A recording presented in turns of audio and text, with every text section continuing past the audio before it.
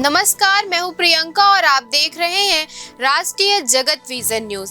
बीजापुर जिले में जारी मुठभेड़ आज चौथे दिन भी जारी है। सुरक्षा बलों का ऑपरेशन बड़े स्तर पर चलाया जा रहा है, जिसमें सैकड़ों जवान शामिल हैं। ग्राउंड जीरो पर तैनात जवानों के लिए आज सुबह से ही खाद्य सामग्री और जरूरी सामान भेजा जा रहा है। ये सप्लाई हेलीकॉप्टर के जरिए पहुंचाई जा रही है ताकि जवानों को समय पर सहायता मिल सके। हालांकि तेज धूप और क्षेत्र में पानी की कमी के चलते हालात चुनौतीपूर्ण बने हुए हैं।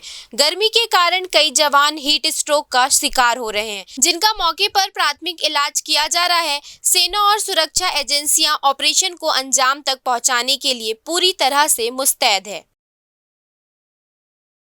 फिलहाल इस खबर में इतना ही। देश प्रदेश की खबरों से अपडेटेड रहने के लिए हमारे चैनल को सब्सक्राइब करें।